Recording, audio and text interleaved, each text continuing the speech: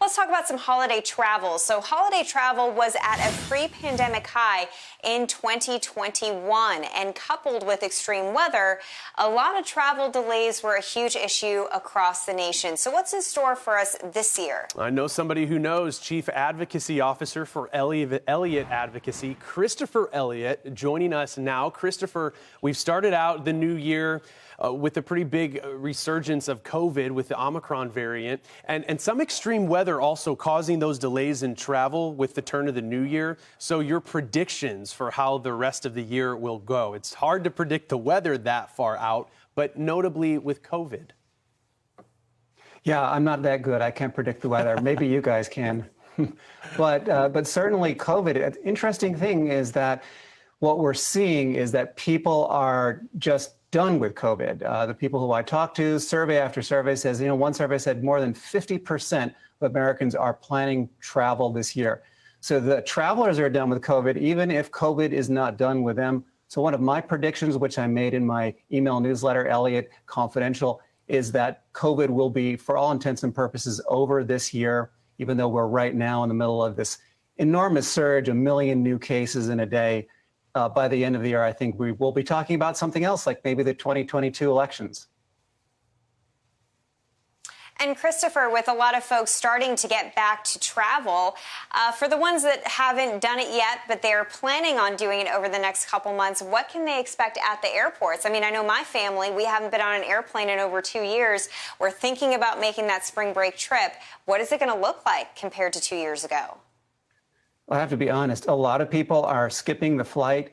When you hear about 1,200 flights being canceled just yesterday, a lot of folks are switching to road trips, and more than 90% of all trips are taking place by road. Now, that said, if people are flying, what they can expect is very strict mask requirements. There's really very little flexibility, if any. So if you don't wear a mask, don't try to fly. And if you are flying overseas, there are going to be PCR testing requirements, and you have to get those done within a certain amount of time. When you're coming back to the States, you'll have to have an antigen test taken within 1 day. Those are the major differences between flying now and flying before the pandemic. So everything else that we're dealing with, not just these airline woes, other travel shortages. I mean, speaking from personal experience, let's talk car rentals, maybe people opting to drive. Those prices are surging too, quite expensive just to rent a car. Are there other travel shortages too that we're watching? Well, one of the things that we're watching very closely is airlines and how they're dealing with their staffing shortages. So we've seen these cancellations. They're not all due to weather. They're actually due, in some cases, to not having enough staff. And what happened during the pandemic is that a lot of airlines reduced the number of employees. They didn't fire them. They just offered voluntary buyouts and layoffs.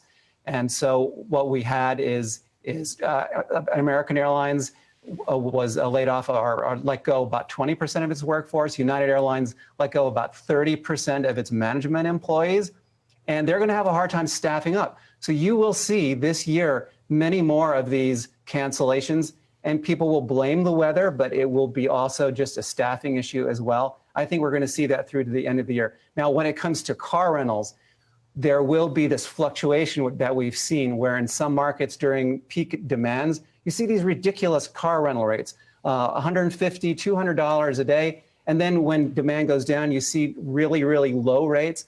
I think that's going to continue because we're having a car rental shortage right now. And it's because of chips and other supply chain issues that have happened during the pandemic. Those will stay with us through the end of next year, I believe. Well, Christopher Elliot, thank you so much for your insight. Sounds like we just need a lot of patience. Have a great day. Thanks, you too.